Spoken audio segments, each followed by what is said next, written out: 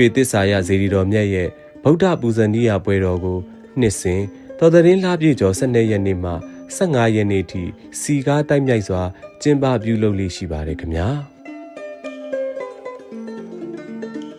ဓမ္မမိတ်ဆွေသူတော်စင်ပေါင်းတို့ခင်ဗျာသစ္စာရမောင်ရွှေကူချောင်းဆိုတဲ့ဆိုရိုးစကားနဲ့အညီနှမတော်တီထားကိုးကွယ်တော်မူခဲ့တဲ့ရွှေသစ္စာရဇေဒီတော်မြတ်ကိုဖူးမြော်ကြည်ညိုခဲ့ကြပြီးနောက်မှာ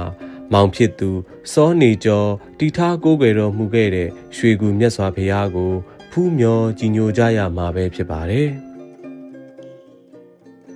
မြို့တော်ရွှေကူမြတ်စွာဘုရားဘရဝံကပေ200ပတ်လည်ကျယ်ဝန်းပြီးအလယ်မှာလောကမှာရစိန်ချမ်းသာကြီးဇေဒီတော်မြတ်ကိုတီထားကိုးကွယ်ခဲ့ကဘေးဘက်မှာတော့ရွှေကူဇေဒီနှင့်မြို့တော်ဇေဒီကိုကြီးညိုတပ်ပယ်ပွဲရာတီထားတော်မူခဲ့တာပဲဖြစ်ပါတယ်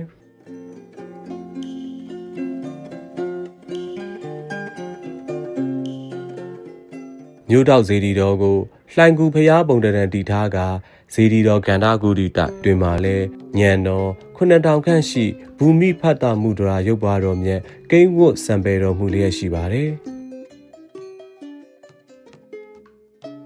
ရုပ်ပွားတော်မြတ်ရဲ့လက်ဝဲဘက်နဲ့လက်ရာဘက်လှိုင်ကူတော်အတွင်းမှာလဲကြီးညိုတပ်ပယ်ပွဲရာရှေးဟောင်းဗုဒ္ဓရုပ်ပွားတော်တဆူကိန်းဝတ်စံပယ်တော်မူလျက်ရှိပါတယ်ခင်ဗျာ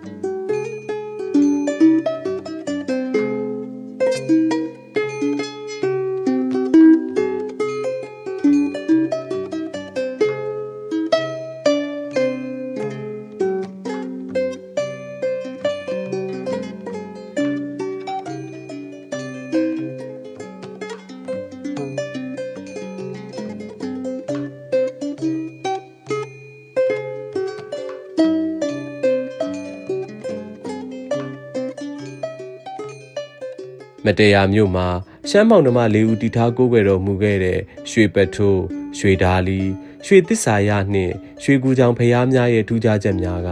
ဇေဒီတဆူနဲ့တဆူရှစ်ဖားလုံးအညီအမျှအကွာဝေးရှိပြီးမတရားမြို့ရဲ့တောက်၄တောက်စီမှာစတုရန်ပုံတရံထူးခြားစွာတီထားတော်မူခဲ့တာပဲဖြစ်ပါတယ်ဗုဒ္ဓဘာသာဝင်သူတော်စင်ပေါင်းတို့ခင်ဗျာ